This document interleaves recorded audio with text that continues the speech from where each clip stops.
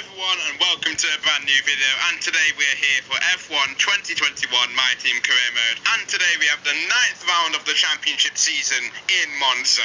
But first of all, we kept Schwartzman, and second of all, there is a big announcement there from Fernando Alonso, who will be retiring at the end of season 1, which is absolutely incredible. I wonder who will get that seat.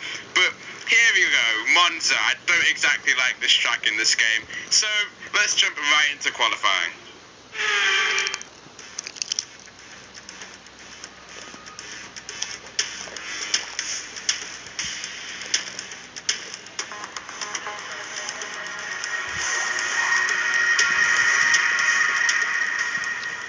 So we move on to my first attempt here in qualifying 1, round the Parabolica corner, and I'm going to understeer and we're going to oversteer at the same time, and we've done a 360. Somehow we did not end up in the wall, but that was a pretty cool 360. We can go into the pits and have another lap. We did have underbody damage, so that is what caused the spin. Meanwhile, the man who really does need to improve his performance here if he wants to keep the seat for next season. But now we're going into my final run. I have set a lap time, but I think I can improve. We're up by 3/10. Will we be able to get into Q2 here in Italy? And if you look close enough, we were not able to make it, which is a bit of a shock. We were getting used to making it to Q2, but we're only P19 on the grid, and that just shows how much I do really struggle with Italy and the massive curbs. But now, let's see the full grid for the rest. Back of a fantastic qualifying session, it's time to see how our starting grid looks for today's race. Verstappen, Alonso, Verstappen driver. So it's a pretty normal looking grid there for the Italian Grand Prix. The two Mercs are at the front. Lando Norris is in P3 ahead of both of the Red Bull cars, and then there's Daniel Ricciardo. But now we are finishing the formation lap here, and we're getting ready to go in Monza. It's going to be a nice long run into turn 1, so we need to make sure that we get a good start. We would likely jump Schumacher and hopefully George Russell if we can. But now we're revving up to 5 red lights for the Italian Grand Prix.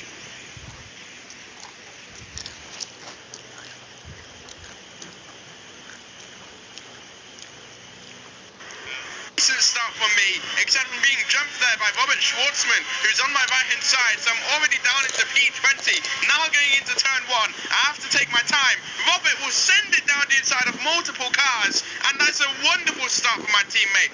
Meanwhile for me, I'm having to slowly make my way through turn 2, as we nearly made contact with Mick Schumacher there. Now, on the curve of the Grande, we're going wheel to wheel here through the whole straight. Mick Schumacher is just about ahead of me here, going into the chicane. I push him to the left-hand side, and he will send it on Kimi Raikkonen. What a move from Schumacher. Everyone is sending it around me here, and somehow he made the move stick. Meanwhile, at the front, there is a 3-car battle for horrific start for them two, who both got damage, I'm sure. That is the reason why they're pitting. But now Schumacher going wheel to wheel with Kimi Raikkonen, so maybe I can actually try and get a good exit and get near him. We're in the slipstream, and now we're going to think about putting to the left-hand side. We do tap him a little, as we're a little bit hesitant here. Going into the Della Rossa chicane, down the inside of Raikkonen and Schumacher, and that is a lovely move down the inside. We leave the room, and we're up into P14. That is absolutely epic. I don't know how I made it work without having to use the curb. But now end of lap 2, and I think we have an Alpine of Fernando Alonso going into the pit lane, and now we're up into P13. Schwartzman's up into P11 as we start lap 4, and now Robert Schwartzman looking to impress me here, going around the. Such a shame to see him out of the Grand Prix. Thankfully, it hasn't caused a safety car as we start lap 4, and now Mick Schumacher has an engine side line and side of Stroll. I think we did make contact from both of our cars, in fact. But now 3, but not for the lead. But there goes Stroll. We cannot defend this time around. We'll have. We got to do do is stay in the DRS, which shouldn't be too difficult. So we're going to sit back and behind like in Belgium. Meanwhile, there's a big battle happening here. Verstappen looking for the double overtake.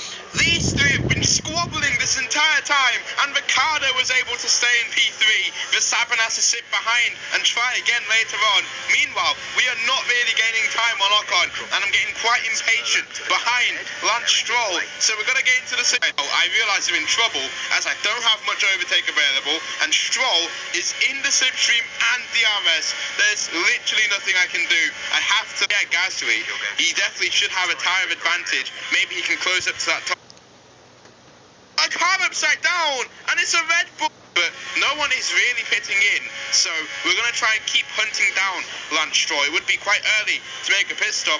Meanwhile, there are yellow flags behind. Oh my goodness! We got a car upside down, and it's a Red Bull of Sergio Perez. He's binned it at Ascari, and that is a massive crash, and I won't be surprised if that will be a safety car. How on earth did he manage to go upside down?